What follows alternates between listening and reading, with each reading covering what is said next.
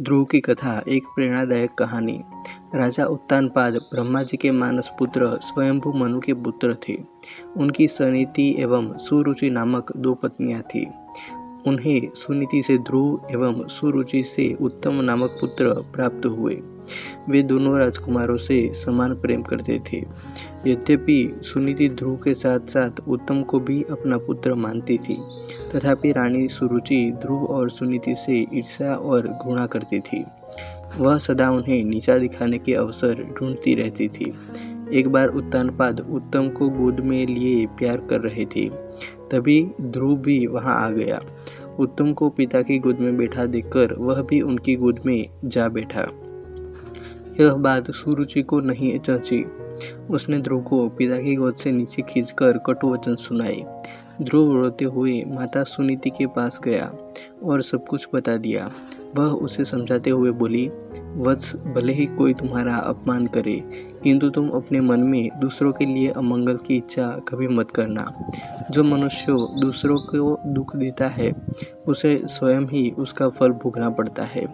पुत्र, यदि तुम पिता की गोद में बैठना चाहते हो तो भगवान विष्णु की आराधना कर उन्हें प्रसन्न करो।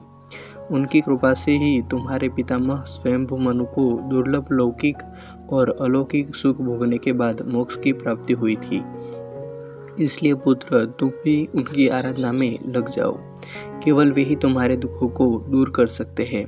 सुनीति की बात सुनकर ध्रुव के मन में श्री विष्णु के प्रति भक्ति और श्रद्धा के भाव उत्पन्न हो गए। वह घर त्याग कर वन की ओर चल पड़ा। भगवान विष्णु की कृपा से वन में उसे देवर्षि नारद दिखाई दिए। उन्होंने ध्रुव को श्री विष्णु की पूजा आराधना की विधि बताई।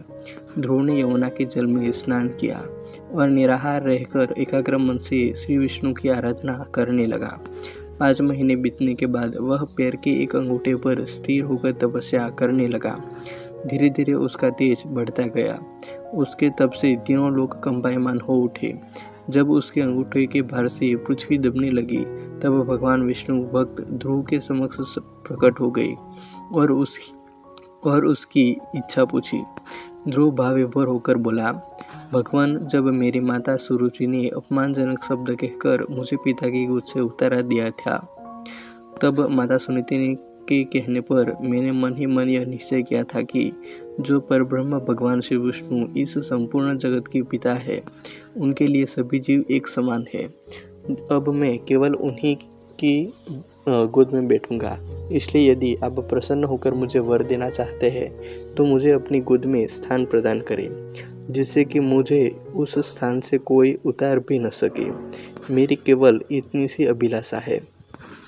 श्री विष्णु बोले, वत्स, तुमने केवल मेरा स्नेह प्राप्त करने के लिए इतना कठोर तप किया है, इसलिए तुम्हारी निस्वार्थ भक्ति से प्रसन्न होकर मैं तुम्हें ऐसा स्थान प्रदान करूंगा जिसे आज तक कोई प्राप्त नहीं कर सका।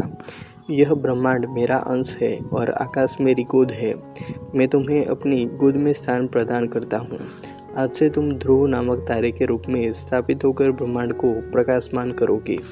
इसके आगे श्री विष्णु ने कहा, तुम्हारा पद सप्तर्षियों से भी बड़ा होगा और वे सदा तुम्हारी परिक्रमा करेंगे। जब तक यह ब्रह्मांड रहेगा, कोई भी तुम्हें इस स्थान से नहीं हटा सकेगा।